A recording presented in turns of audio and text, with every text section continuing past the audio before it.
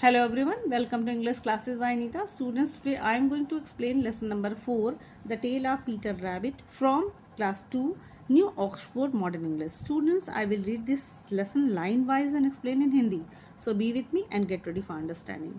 Look at pictures of rabbit. यहाँ पे rabbits के pictures हैं, आप देख सकते हो.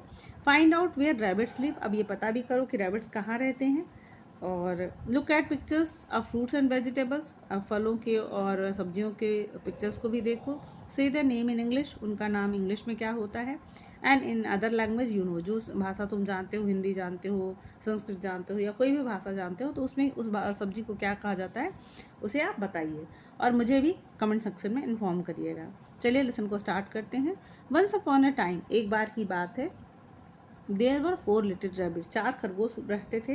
दे नेम्स वर, उनके नाम थे Flopsy, Mopsy, Cottontail and Peter. उनके फ्लॉप्सी, मॉप्सी, कॉटन टेल और पीटर नाम थे. They lived with their mother in a hole, वो अपनी माँ के साथ एक होल में रहते थे. Under the root of a very big fir tree, यानी कि फिर ट्री के बहुत बड़े से फिर ट्री के रूट यानी कि जड़ के पास, उसके नीचे वो लोग उस होल में रहा करते थे. Now my dear said Mrs Rabbit one morning, एक सुबह जो मिसेस रैबिट हैं उन्होंने कहा कि मैं अब मेरे प्यारे बच्चों, I am going to buy some bread, अभी मैं कुछ ब्रेड खरीदने जा रही हूँ. You may go into the field or down the lane, मतलब तुम फील्ड में यानी कि मैदान में या लेन यानी सड़क पर खेलने जा सकते हो. But don't go into mister McGregor garden, यानी कि मैक ग्रेगर्स का जो गार्डन है वहाँ मत जाना. यानी कि तुम खेलने फील्ड में चले जाना, लेन पे चले जाना, बट मैक ग्रेगर्स के गार्डन में मत जाना, उनके बगीचे में मत जाना. Flopsy, Mopsy and Cottontail were good little bunnies. अब जो Flopsy, Mopsy and Cottontail थे वो मतलब कि अपनी मम्मी की बात सुनते थे, गुड बॉय थे, तो वो अच्छे बच्चे थे. वो लिटिल बनीज, मतलब बनीज का मतलब होता है little young one of rabbit, तो वो अच्छे खरगोश थे. They went down the lane to gather blackberries, और वो क्या करते हैं कि लेन में नीचे ब्लैकबेरीज इकट्ठा करने चले जाते हैं. But Peter was very naughty, लेकिन जो पीटर था वो बहुत शैतान था. He ran straight away to mister McGregor's garden. अब यहाँ पे अब उसकी मम्मा ने मना किया था, लेकिन अब वो मम्मा ने जो मना किया था उसको शैतान है, नॉटी है, इसलिए तो उसे वही करना जो मम्मा ने मना किया है. तो ही रैन स्ट्रेट वे, वो सीधे मिस्टर मैक ग्रेगर के गार्डन में चला जाता है. And squeezed in from under the gate, और स्क्वीज मतलब कि नीचे से गेट के अंदर से नीचे से धीरे से सरक के वो अंदर चला जाता है.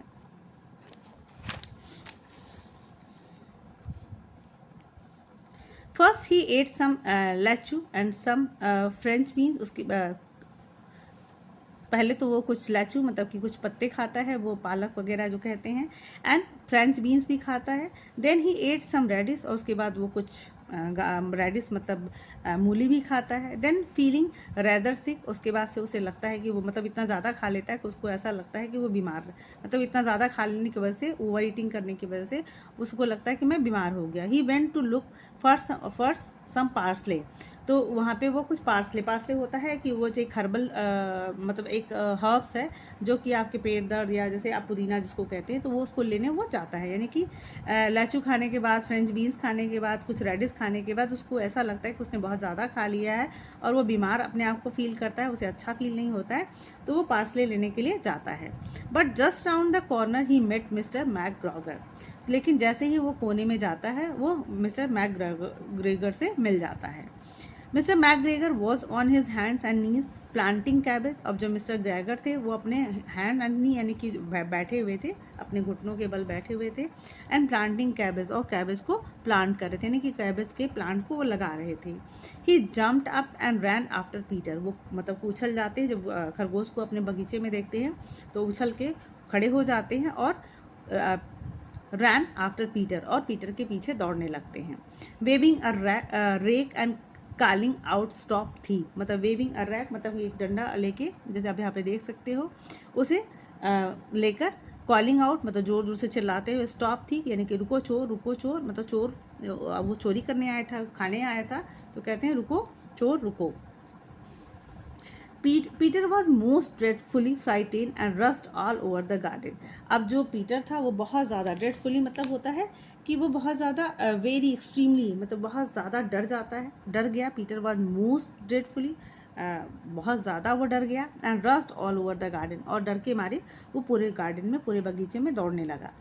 ही had forgotten the way back to the gate. अब वो इस मतलब डर के मारे वो रास्ता भूल जाता है। फॉरगटन मतलब भूल गया वो रास्ता जो गेट का था, यानी कि गेट के रास्ते जिस रास्ते वो आया था वो रास्ता वो भूल गया।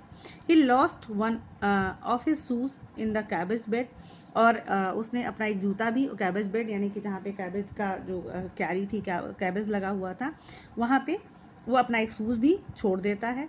He lost the other shoes among the potato, और दूसरा शूज़ उसका पोटैटो के बीच में, यानी कि दौड़ते हुए उसके शूज़ निकल जाते हैं और एक कैबेज बेड के यानी कि कैबेज की क्यारी में छूट जाता है, दूसरा पोटैटो की क्यारी में छूट जाता है।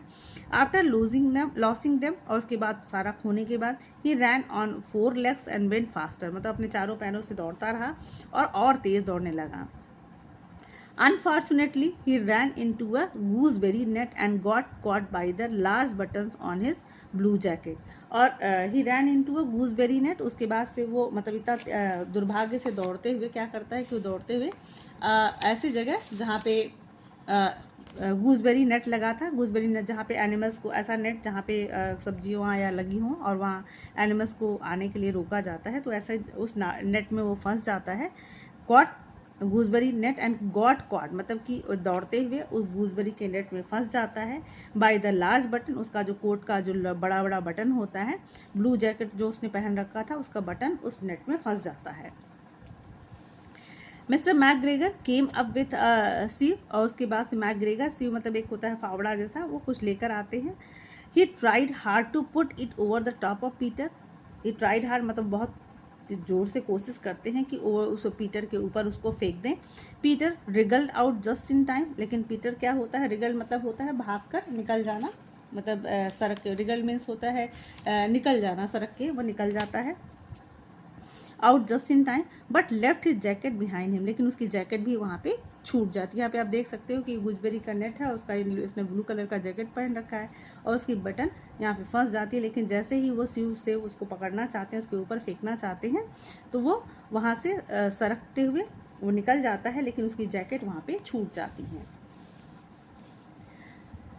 Peter rushed into the tool shed, उसके बाद से जहाँ पे टूल शेड यानी कि उनके जो टूल वगैरह रखे रहते हैं, औजार वगैरह रहते हैं जो गार्डनिंग के टूल्स है, वहाँ पे जाता है। And jump into a can, और एक कैन में कूद कर बैठ जाता है। It would have been a beautiful thing to hide in, मतलब ये बहुत ही अच्छी जगह हो सकती थी, सुंदर जगह हो सकती थी छिपने के लिए, but it was full of water, लेकिन उसमें पानी भरा हुआ था। Mister McGregor was quite sure that Peter was somewhere in the tool shed, और मैकग्रेगर को एकदम श्योर थे, निश्चित थे कि क्योंकि मतलब श्योर थे कि ये जो पीटर जो भाग कर गया है वो कहीं ना कहीं इस टूल शेड में ही छिपा हुआ है। Was he hiding underneath a flower pot, उनको ये लगा कि कहीं वो किसी गमले के नीचे तो नहीं छुपा हुआ है। He began to turn them over one by one, उसके बाद उन्होंने एक करके गमले को हटाना शुरू किया। I am going to find you and teach you a lesson, he called out, मतलब वो जोर जोर से गमले को हटा हटा के बोल रहे थे और ये भी कह रहे थे कि I am going to find, मतलब मैं तुम्हें पकड़ने वाला हूँ, टीच यू लेसन, और तुम्हें सबक भी सिखाऊंगा। ही कॉल्ड आउट, वो जोर से बोल रहे थे। Just then Peter sneezed kertyschoo, मतलब जस्ट देन पीटर अचानक से वो भीगने की वजह से पीटर को छींक आ जाती है।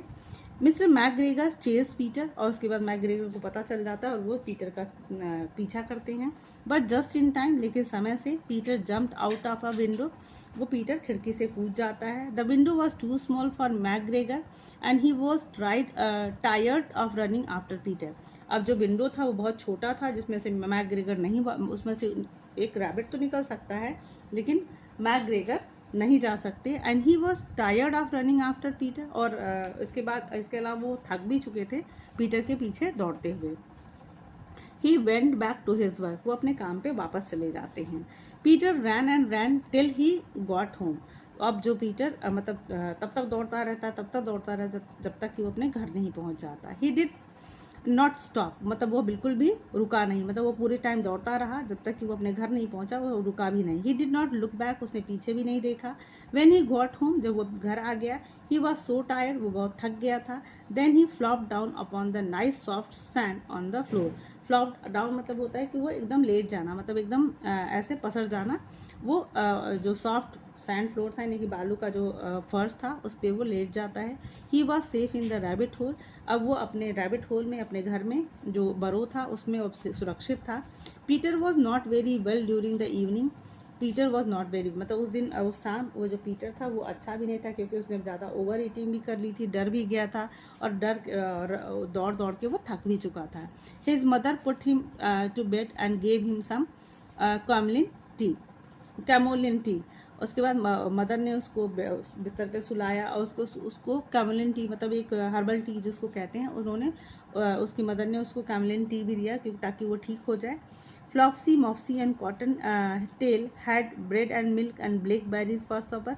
और जो फ्लॉप्सी, मॉप्सी और कॉटन टेल थे उन्होंने अपने ब्रेड खाए, मिल्क खाए और ब्लैकबेरीज भी खाए अपने रात के खाने में।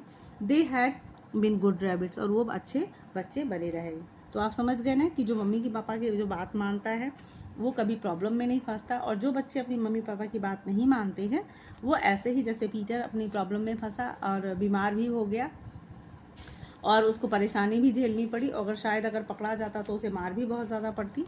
तो आप जानते हो ना कि मम्मी पापा कभी भी अपने बच्चों के लिए अच्छा ही बोलते हैं, तो हमेशा हमें अपने मम्मी पापा की बात माननी चाहिए, उन्हें फॉलो करना चाहिए।